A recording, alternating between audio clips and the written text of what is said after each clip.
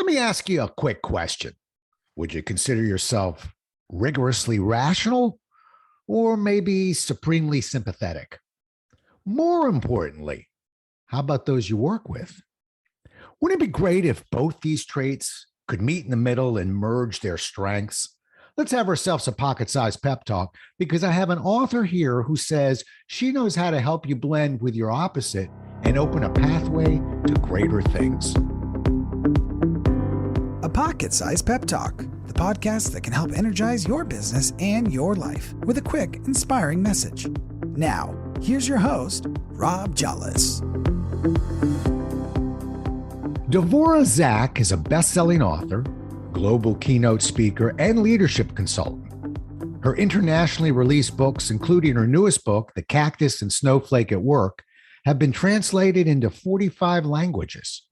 She's the CEO of Only Connect Consulting, Inc., providing leadership and team programs to hundreds of clients. And finally, she's been featured in dozens and dozens of media outlets. I trimmed this list down, such as Wall Street Journal, USA Today, ABC TV, Forbes, Cosmo, Redbook, Women's Health, Working Mother, and Fast Company. Wow. Welcome to the show, Dvorah. I feel very welcomed by you, Rob. Well, it's your bio that makes you welcome here, Dvorah. Plus, Dvorah and I know each other. We have a wonderful friendship. Every now and then we share a cup of coffee. And today we're going to share a podcast together. So I want to come out of the gate and congratulate you on your new book. Very exciting. Every book is special. I think of books sort of as our children. We love them all. But what makes this book special? This book is special in that it's a brand new release. That's special. Comparing it to my first book, which came out about 12 years ago, which was Networking for People Who Hate Networking, a field guide for introverts, the overwhelmed, and the underconnected. That book really brought out into light the aspect of personality of introversion and extroversion. And we've come a long way since then. And now I'm bringing out a different aspect of personality, which we call the cactus and the snowflake. Dun dun. Yeah, and I'm going to congratulate you also. I have met more than one author who writes about introverts and extroverts, but you were the first for me. That 12 years ago, we weren't talking about that a whole lot. Now we seem to be talking about it a little bit, and look what you do. You pivot. So Cactus and Snowflake. How do I know which one I am? I feel like a cactus, but how would I know? Well, Rob, I know, but I'm not going to tell you. You need to discover this for yourself. And the best way to find out if you're a cactus or snowflake is the brand new sublime Cacflake instrument, which is in the book. And it's a very short 15-question survey with the opportunity to weight the strengths of your responses, how strongly you affiliate with different choices. And then you get a personalized summary of whether you might be a cactus or a snowflake. Now, keep in mind, there's not just two ends of the spectrum. Envision a continuum, like a line. Most of us have some of each in us. So it's a little bit of a misnomer to say there's just one or the other, but for shorthand's sake, we'll talk that way as if there are, knowing that some people have really strong preferences for one personality style, and some people are more moderate, close to the middle of the spectrum. Yeah, and that makes sense because I used to teach DISC, for instance, and have worked with Myers-Briggs, but Myers-Briggs is just there's just too many personalities, and I'm typically trying to read the personality of my client. I always like DISC because we boiled it down to 4, which I think is really more like 3. But we always have to remind people that, well, just because the number says this or whatever, that doesn't mean that's what you are. You're dominant. It means that's where you're leaning, but nobody's just one thing. So it doesn't surprise me that we probably have, although I don't know if I have any snowflake in me. I'm a mean man. I'm a bad man, but perhaps I have a little snowflake. Hold it right there. Time out. Does that make me a snowflake? First of all, there's a difference between behaviors and preference. Okay. So your innate preference is what you are kind of deep in your core. All right. And your behaviors may or may not always sync with that. It doesn't mean you're being fake or superficial. It actually means that you might be well-versed in being able to meet other people where they're at and flex your style and have different types of behaviors. So sometimes people say to me, Devorah, I thought I was a cactus, but now I think I'm a snowflake because I did this yesterday, and give me one example. So we don't usually switch back and forth unless we're very close to being a tie at any rate on the spectrum. So just keep in mind when you observe people, including yourself, that behaviors do not always equal preferences. The other thing I have to jump in and say is that I'm going to protect snowflakes and cacti alike, even though the cacti don't think they need protection. So cactuses aren't mean. They're very resilient. They have amazing qualities. They're really remarkable. And that's why we actually chose these two metaphors for this personality is that spectrum is that they're both have really wonderful qualities, just really different from each other. Got it. Okay. All right. I'll go easier on both of them. But I have to tell you, and I'm smiling over here because as I have been done profiles before, not this one, so I'm looking forward to it. But from knowing me that I'm a sales guy, so I actually frequently I'm not as concerned about me. I'm concerned about the prospect in front of me. I'm concerned about who's in front of me. So let's take the focus off ourselves. If I'm having a conversation with an individual who and I can't give them the assessment from the book, how do I know their personality style? Because I want to try and link up to that style and bond a little bit. So how would I know? So there's something I call the big two to answer this question. And the first one of the big two is to observe. So observe what lights that person up, what they seem interested in, the types of words they use. For example, cacti tend to use the word think more often, and snowflakes tend to use the word feel more often, even though in the English language, they're often interchangeable. Notice what matters to that person when they sort of sit up and pay attention to what you're saying when you meet with them, and what makes them fade out. So just heighten your observation.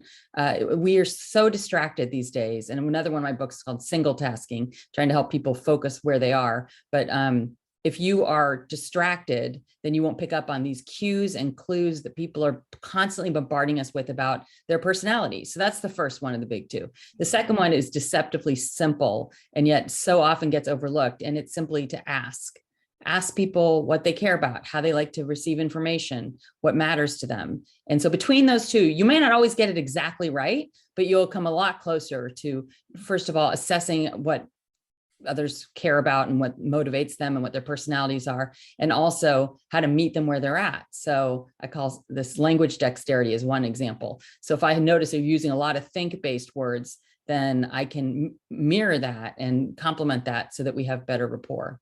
Okay. Makes sense. And I could see how I could almost begin to read that out of an email. A lot of times with me, I won't meet somebody, but I'll be exchanging emails. So I do get a sense of personality at least. Would that transfer into an email? Am I looking for similar words like that? Sure, 100% it can transfer into an email. And I've actually dealt with so many email issues with my clients. Maybe you have too with yours, where the slightest explanation point or lack thereof, or a very short response or a very long response is completely read into by the receiving party, and all kinds of assumptions are made. So we want to be a little bit more sophisticated in our analysis. Well, and I think that's where what you've written is extremely valuable, because it can set us off. I happen to be more social, shocker. And, so when I'm, talking about having a great weekend and so great to see you, and, can you believe it's going to go to 60 degrees tomorrow, and just be there on time. Exclamation point. I am, I'm my hands on my heart. I'm personally offended. And yet frequently that person doesn't mean it. They're just giving me indicators that they have a different style, different communication style. Well, also it's about building rapport. So people say, why can't we be more respectful of each other? And the answer is because respect is a moving target, that it means different things to different people. So your part of it is your natural personality, that you want to be chatty when you're starting off a conversation. And part of it is you're showing, how to build, you're attempting to build a rapport. And now if you're talking to someone else who has your personality style, it'll work out great, but sometimes it can backfire. So one example I give sometimes is, if I treat other people how I want to be treated, then half the time I'm going to get it a little bit wrong. And so I use what I call the platinum rule instead of the golden rule. Instead of treating others how I want to be treated, I treat others, or I do my best to treat others how I believe they want to be treated. So for example, if you are a cactus and I am a snowflake, and you come home, and you come back to work after maybe 3 months leave at home, and we're just coworkers. We don't know each other that well, but we're associates. And if I'm a big snowflake and you come back to show that I respect you and to build rapport, I might say, "Hey, Rob, we totally missed you. What's going on? What's wrong? I hope you're okay. Maybe I can do anything for you. You just let me know." And that could feel really out of line to a cactus, especially when it's more private. So that you might think Devora was just so disrespectful to me, the way she went on and on like that in front of the whole team. It was just not respecting my privacy and so on. If instead, if I know enough about you to know a little bit about your personality, I'm still me, but I'm flexing my style and I'm applying the platinum rule. So I might say, when you come back after 3 months leave, that I don't know why you were gone, back to the first team meeting, I might say, "Oh, hey." It's interesting. I had done some reading on you before we got on this, and was looking at you online and just reading some of the articles. And I knew that you sort of take a swipe at the golden rule. And there I go. I put my hand over my heart, like, we're going to disrupt the golden rule today. But what you say makes sense. I want to bounce you back to just one other thing. And because I feel like if I'm working with a teammate, I'm going to see a lot of them. I'm going to get it right. When I'm working with a prospect, when I'm working with a client, I've got a lot of people who listen to the podcast who are in career transition. So they're working with an interviewer. And so this could be a one and done conversation. So they have to move quickly on what they're reading. Is there an ability to read we do a lot of Zooming now, a lot of virtual conversations.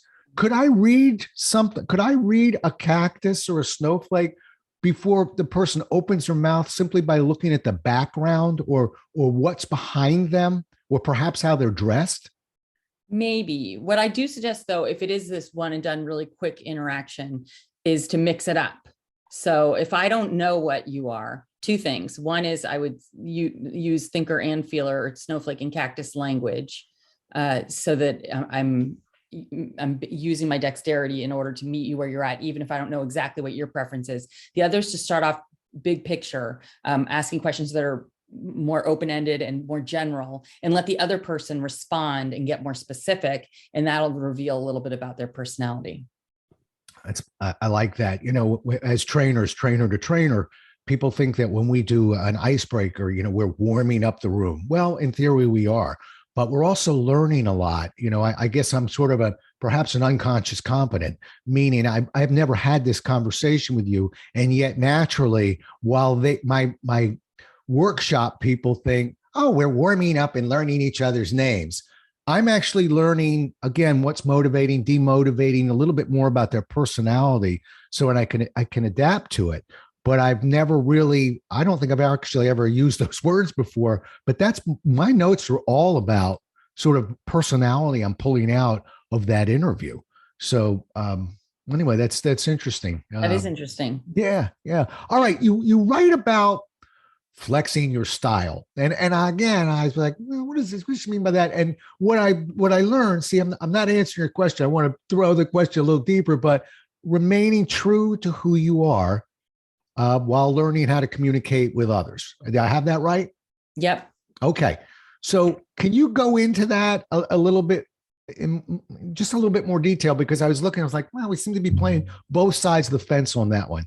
Tell me what you mean by that. Yeah, it's like a tightrope walk, and it's really an art more than a science. So the first step is to understand who you are, what your natural tendency is in terms of personality, knowing not only what we talked about before, that there's different types of strength of preference, how strongly one affiliates to one side or the other, but there's also a lot of other things going on in our personality. So this is just one thin slice of personality, but just by focusing on this one piece of personality, we can tremendously influence our relationships and so on. So the first is to understand yourself.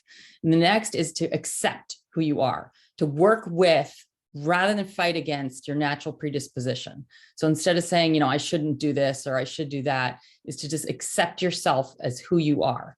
And then your previously labeled liabilities can then be turned into your biggest strength. So if I say, look, I'm a very sensitive person and that's gotten me into trouble.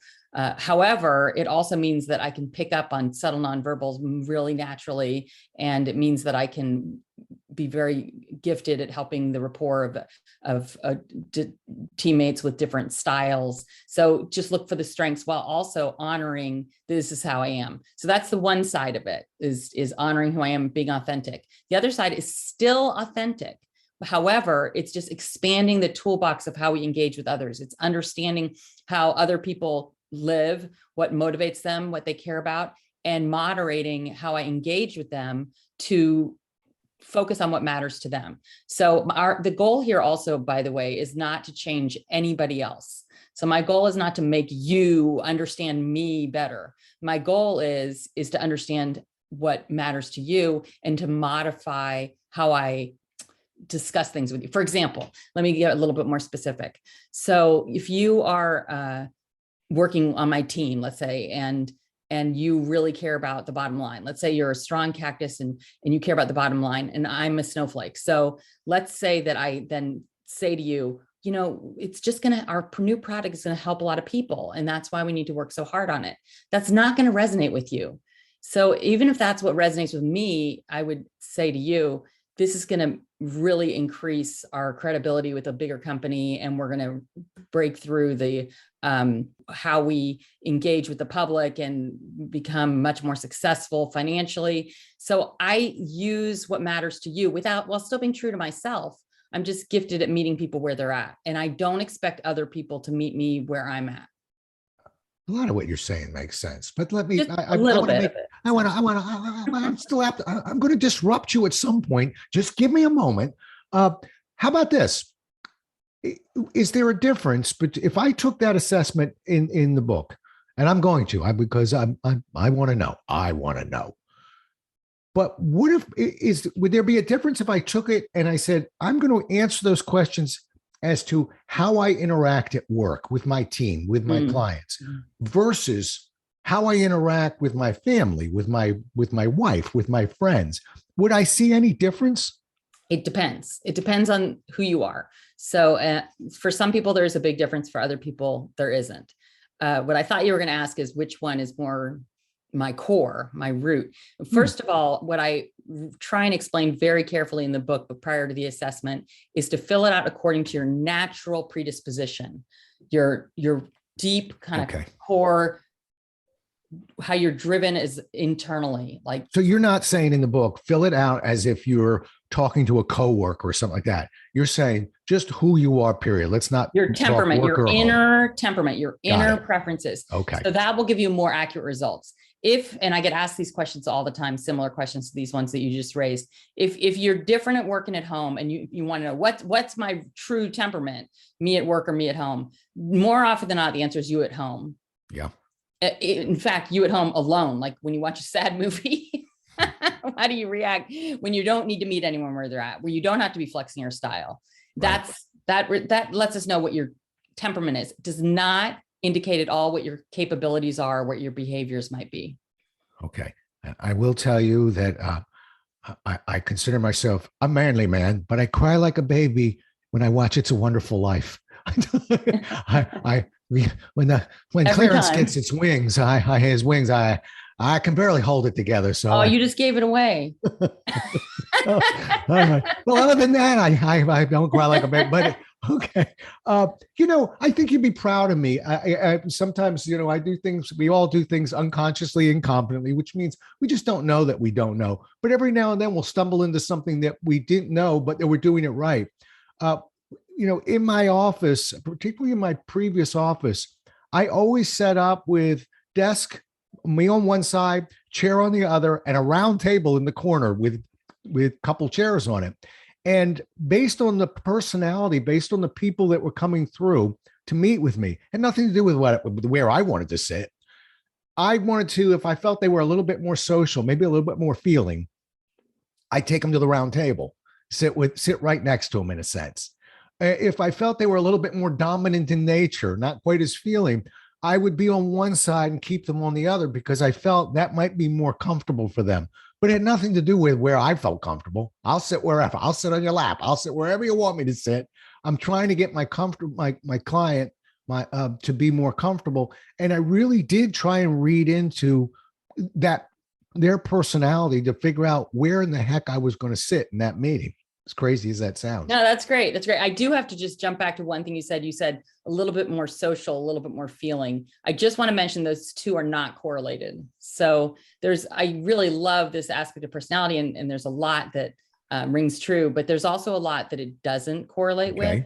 So it's just as important to understand what it is as what it isn't. So it's not linked to if you're social, it's not linked to if you're successful, it's not linked to if you're creative.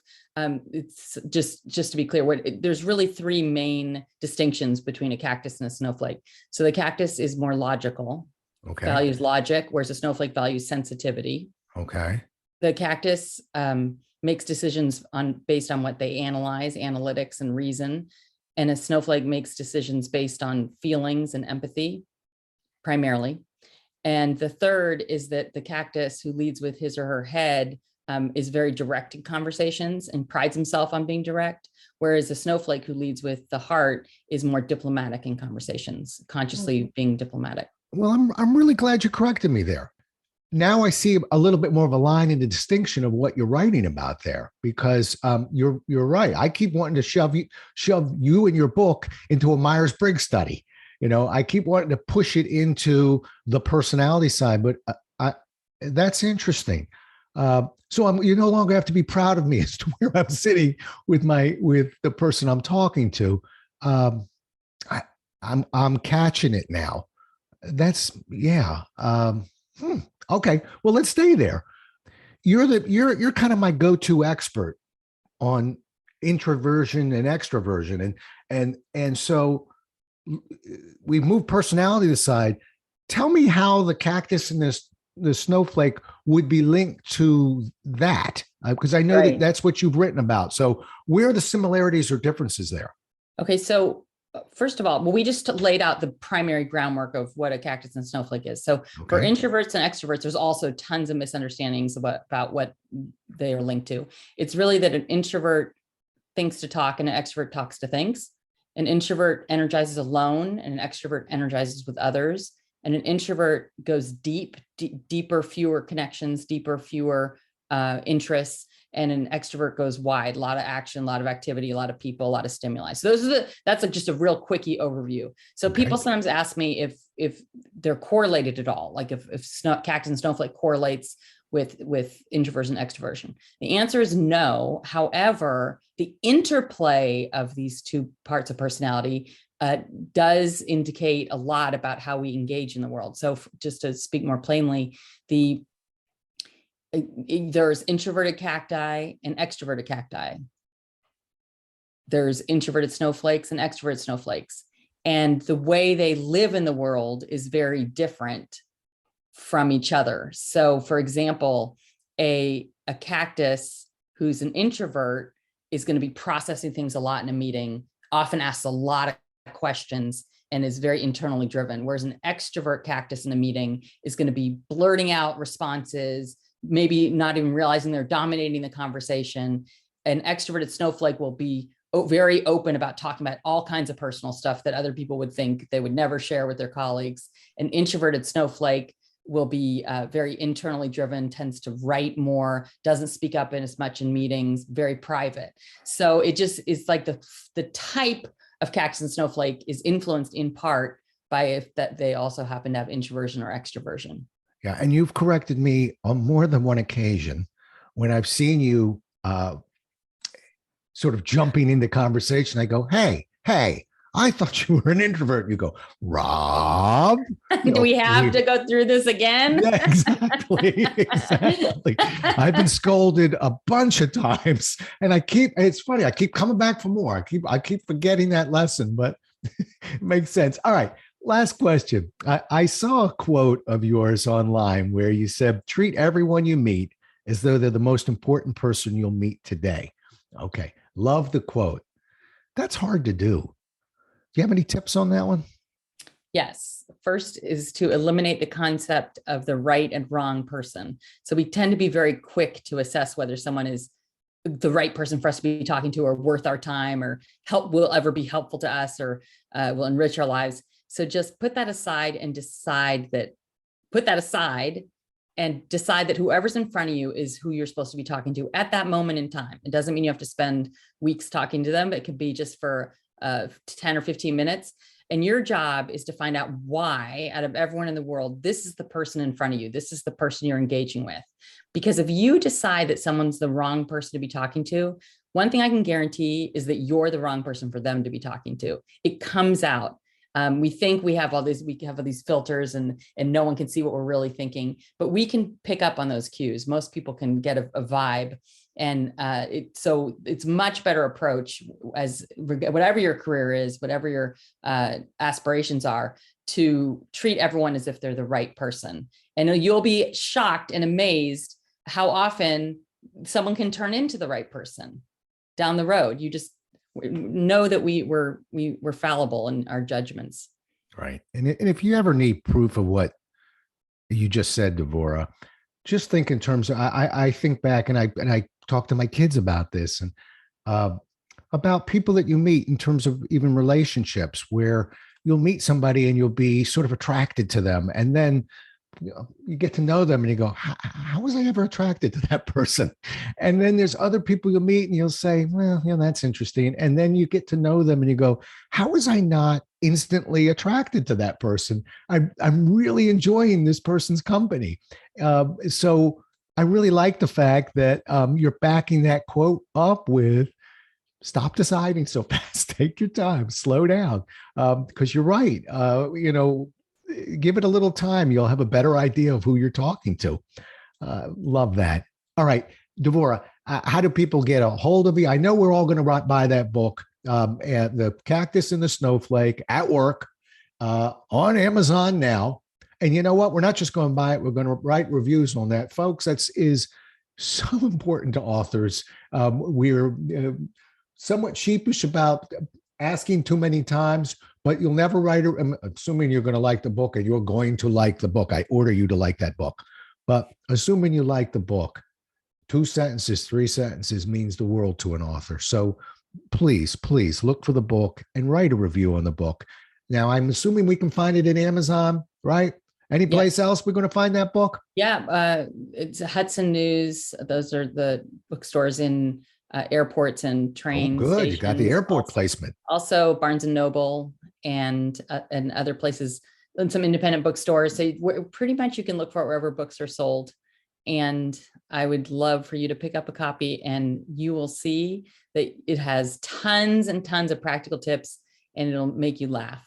Right. I went to Devorah's book signing, and I refused to take a book because I wanted to buy a book so that I could have a verified review for you. So I did not get a book there, but I will be getting a book, and I'm going to write you a nice review because, first I'm going to read it, make sure it's up to snuff. But I've read your stuff before. I'm not worried about you.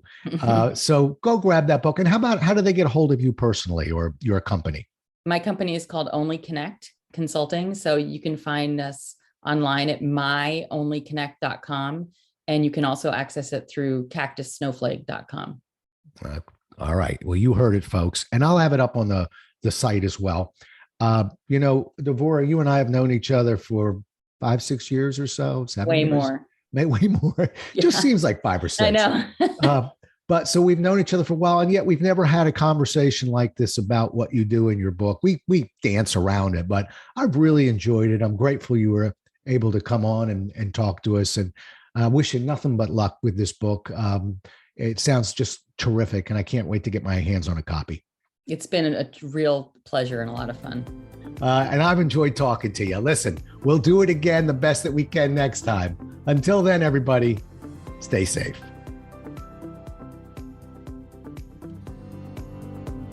Thanks so much for listening. If you enjoyed today's show, please rate and recommend it on iTunes, Outcast, or wherever you get your podcasts. You can also get more information on this show and Rob at jollis.com.